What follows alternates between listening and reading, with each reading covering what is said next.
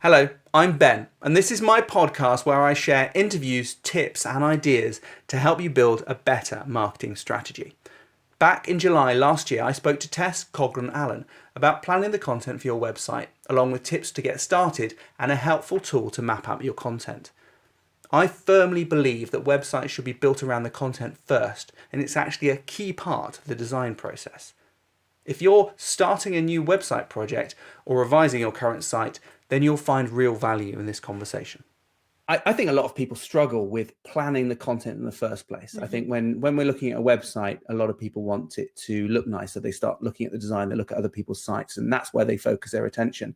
But really, I think people need to just take a step back from that and think about what's important to your audience, what's important to people using the site, how can they get in, get the information they want quickly, how can you then get them to take an action? And really, to me, planning the content first, even if it's just a sketch outline and not worrying too much about the detail of the words, is so important, but often missed. Yes. And that's really interesting there that you say not necessarily the detail of the words, because I'm a big believer in getting started, seeing what happens, and then going back and refining. So it could be that you come up with general topics and key areas. It could be that you come up with lots and lots and lots of points. So go for quantity over quality to begin with. And then you don't finish with quantity over quality. You take it back at a later stage and you refine what you've done, and you make sure that, the end sort of product that you've created, which is, your web content, is fitting the brief perfectly, is going to attract the right audience and make them convert into something. But yeah, I'm a big believer in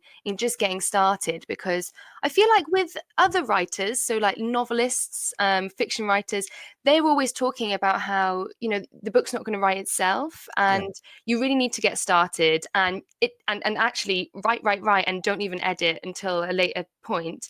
But I don't hear that so much in terms of, content marketing or web content. You don't really hear the same ethos, even though it really should be a similar thing where you just get started and then see what happens. Yeah, at the moment, actually, and I might bring this up as a good use case. We're developing a new website. In fact, let me see if I can share that on the screen. Oh, cool. Just for a bit of fun. So we're developing a new website, and what we're starting with is just porting. We just started with a loose sitemap, and then we just started bringing in either the content we had, other content we've written from other emails, and just start putting into place, using that as a framework for where we're starting from. But actually, maybe we'll take a step back. I've dived in too far. We started off really with a sitemap, and I wasn't aware of your tool at the time, so I just think we had just a very simple bulleted outline. I wanted to get a good feel for what the key pages were on the website before diving in and worrying about the exact detail of the headers and the text and the call to actions. It was really trying to understand the main areas I wanted people to go to. What are people searching for? What pages do we need to create to satisfy that demand? And what areas do I want to sell? So what do I need to promote? That sort of broad view of how everything's going to fit together, that's the sort of magic you get from creating a sitemap to start with. Otherwise, I was talking about just getting started with the writing, but I suppose you're right. We did jump a bit too far ahead, because if you just did that, you'd end up with a novel like we were talking about. But you do need some structure and some frameworks in place to begin with. But so are you really in favor of totally content first, design second, or is it somewhat a sort of flexible approach? Well, as you can see from the website, it certainly isn't design first. This is just our basic template, allows us to outline almost wireframe things, really. Yeah.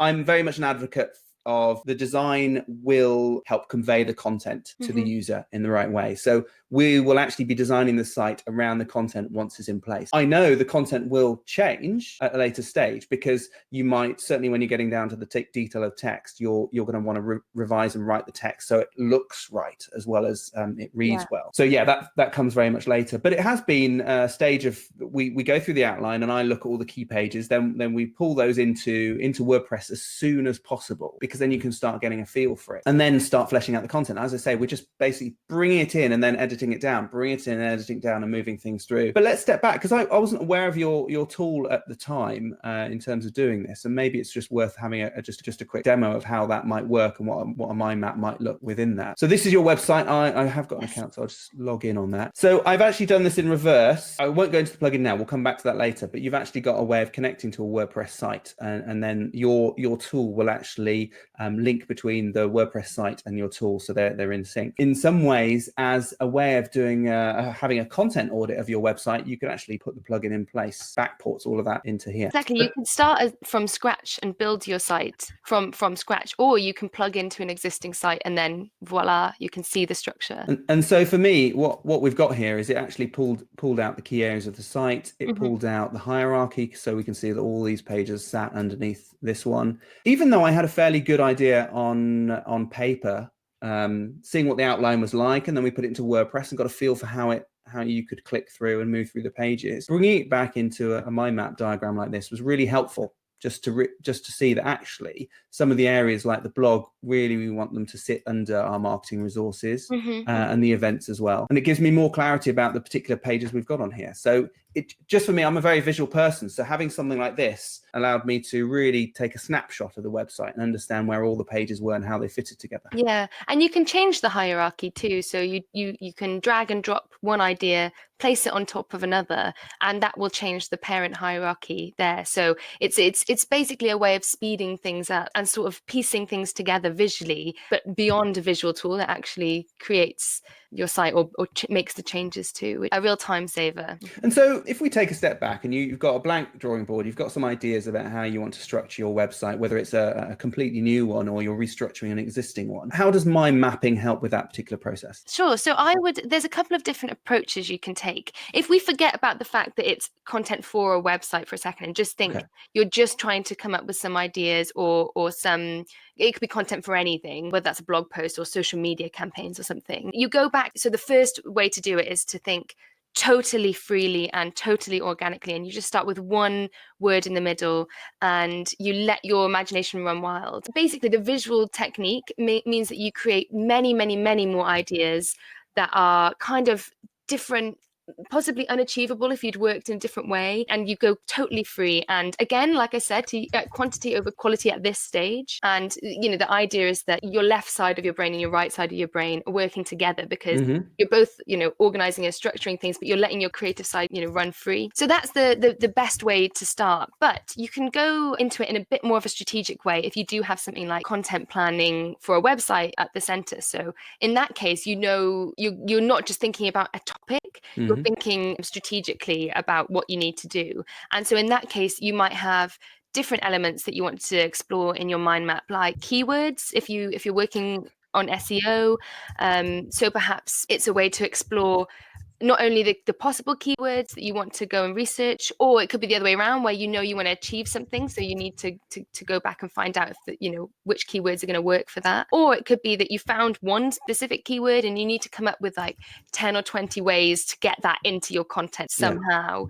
So there's loads of different ways you can kind of like invert the process and make it work for you. And then another sort of brilliant thing about mind mapping, if you're using a tool like this, is that you can jump into each of those ideas, sort of drill into them to add content and add media. And then if you were creating sort of a blog post or something, you can export it at the end into a Word document. So each of the ideas and all the content in the notes section and the media you add will all export into a document, which can then be easily transferred somewhere else. Okay, so it could actually be quite useful as a way of just starting that content process, maybe from my point of view, then handing it over to someone to write and fill in everything out, all the other information. Exactly. And actually it's a totally collaborative tool. So if you worked with a team on here, or just a couple of people, anything that you do on your mind map, they see in real time.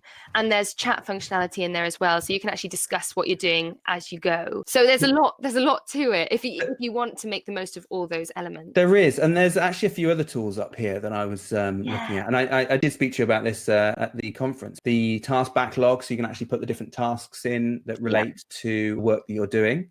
So that's really turning it from just a mind mapping tool into something which can actually manage work. Our idea is that it's great to have creativity drilled into every part of your project. So it's more than just creative thinking. It's making ideas happen or making projects happen creatively. And there's also this SWOT analysis, which I found fascinating. So tell me a little bit more about that and how that came to be. So SWOT is a well-known technique for people who run businesses, but it might not be a completely familiar for other people. So I'll just explain. It stands for strengths, weaknesses, opportunities, and threats. And it's a form of analysis where you can use infer strategic movements. So for example, say you were creating some content and you were mind mapping the process of creating content. So say you were like reviewing your content creation process. Some of the ideas in your mind map might be great writers. That might be one of the things that you want to point out. Another might be poor reach or something, maybe you're a startup or you're a freelancer or something like that. Another might be, okay, guest blogs. And let me put these in terms of SWOT analysis. When you click the SWOT analysis button, those ideas in your mind map come up on screen in an unassigned category, and you can drag and drop them to strengths, weaknesses, opportunities, and threats. So perhaps if you had the great writers idea, you'd move that to strengths because that's an internal strength for your company or your skills. And then when it comes to the weaknesses, we said possibly a poor reach for a small organization. So that's a weakness. But using that weakness, you can find out ways to improve, strategically align yourself so that, maybe guest post would be an opportunity. So because you could use someone else's reach. And then, a threat, perhaps, yes, the guest post is great, but you don't directly, win from the SEO unless they add a backlink. So that's the threat. So you need to just be fully aware of all those parts in order to move forward with any changes, processes, or new campaigns you're going to run. So the idea is that the SWOT analysis allows you to really dive into how things are working whilst taking a step back. And actually then once you've added everything to each category, you can view some 3D charts. Oh, yes, you can. Yeah.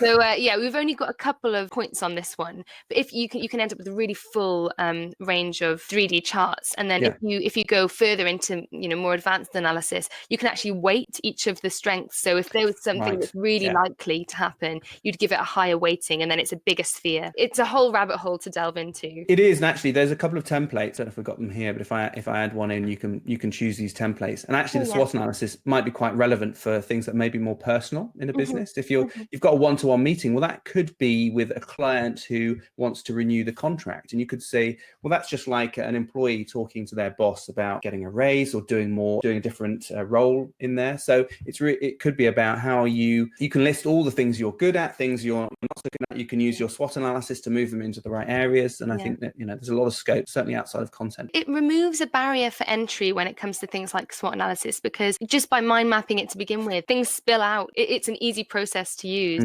So, and then you sort of jump forward because then suddenly you can do SWOT analysis. So it speeds up a lot of processes, which is great. Yeah, it's fascinating. Well, let's talk about the plugin. So let me move through it. So we've got our website here. It's just a regular WordPress website, and you can install the Minddoodle plugin. The thing that caught my attention and I thought is absolutely fab is it generates a sitemap from your pages and gives you a very quick visual representation of all the pages on the site, no matter how big it is, which is useful when you're building a new website, or if, as a lot of the case for us, is we want to analyze an existing website.